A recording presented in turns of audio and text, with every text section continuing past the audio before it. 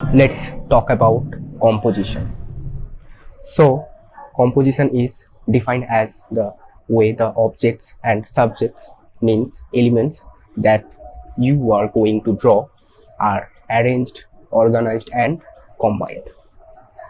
ये तो गई definition. Now the implement.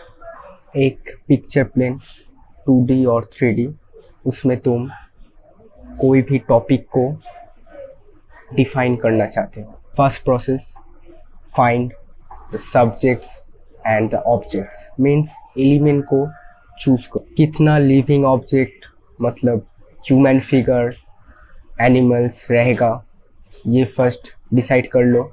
Then उसका क्या मोशन रहेगा या क्या काइनेटिक्स रहेगा, तो उसको भी फर्स्ट डिसाइड कर लो.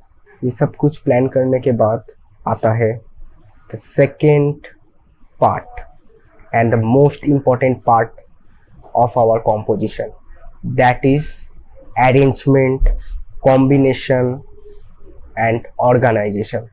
And इस वीडियो में we are talking about the solution of the second part, and the solution is layout drawing or preparatory drawing or concept drawing of a composition. यहाँ पर I create a layout of the master painting, the incredibility of Saint Thomas by great master Caravaggio. Make sure तुम्हारा composition का framing क्या होगा, horizontal और vertical, ये first decide करो. इस composition को Caravaggio ने horizontal framing किया है, तो we create an horizontal framing. After creating the frame of the layout, then I am gonna draw the Jesus with some simple shapes and lines. And remember, ये layout drawing है. This is not a final composition, so no detailing in your layout drawing. Again I say no detailing like these artworks. Focusing on overall value study. Second point, placement of elements. And third point, balance of composition. यही सब हम layout drawing पर ख्याल रखेंगे. Same simple lines को use करके मैं other figure को भी ड्रॉ कर रहा हूँ. तुम लेआउट में भी फिगर्स को, एलिमेंट्स को ड्रॉ करने के टाइम पर ब्लॉकिंग प्रोसेस को फॉलो करो, जैसे इस वीडियो में मैं कर रहा हूँ. सो फाइनली लेआउट में तुमने बैलेंस एंड प्लेसमेंट दोनों ही कर दिया. सो कॉन्ग्रेचुलेशन, तुम्हारा 50% वर्क कंप्लीट. अब आता है द एस्थेटिक ऑफ कॉम्पोजिशन. इस पार्ट का हमारा एम रहेगा the total value study of a composition, मतलब द लाइट एंड शैडो को हम जज करेंगे. I use willow charcoals for value study. तुम वैल्यू स्टडी को चारकोल पेंसिल या ग्राफाइट से भी कर सकते हो.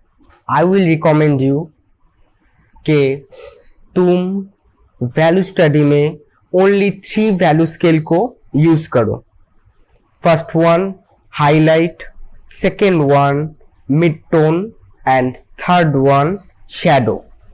इससे तुम्हारा वैल्यू स्टडी का स्पीड अप होगा. यहाँ पर भी मैं ओनली 3 वैल्यू स्केल को यूज कर रहा हूँ.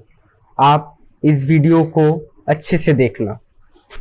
एंड ऑलवेज रिमेंबर, तुम्हारा कॉम्पोजिशन का जो सोर्स ऑफ लाइट है वो ऑलवेज वन डायरेक्शन से होना चाहिए. इससे तुम्हारा कॉम्पोजिशन में एक ड्रामेटिक लुक आएगा एंड एस्थेटिकली भी बहुत ही अच्छा लगेगा. So your source of light is from only one direction. In this process तुम फिगर्स का फेस मतलब पोर्ट्रेट्स को अच्छे से वैल्यू स्टडी करना।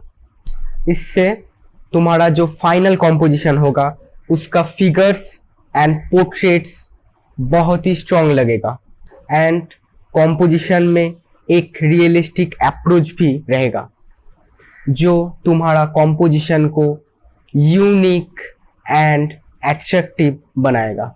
मैं रिकमेंड करूँगा लेआउट ड्राइंग आप कोई भी टिंट पेपर को यूज़ करके करना। इससे क्या होगा, आपका जो पेपर रहेगा उस पेपर में एक मिडिल टोन फर्स्ट से ही क्रिएट रहेगा, तो आपको only the shadow part and the highlight part को क्रिएट करना पड़ेगा। ये जो होल प्रोसेस बताया है यही मास्टर कॉम्पोजिशन पेंटिंग्स में यूज़ किया गया है। तो I will recommend you to implement this layout exercise before starting your final composition. This layout exercise will change your compositions massively. Thanks for watching my video till end.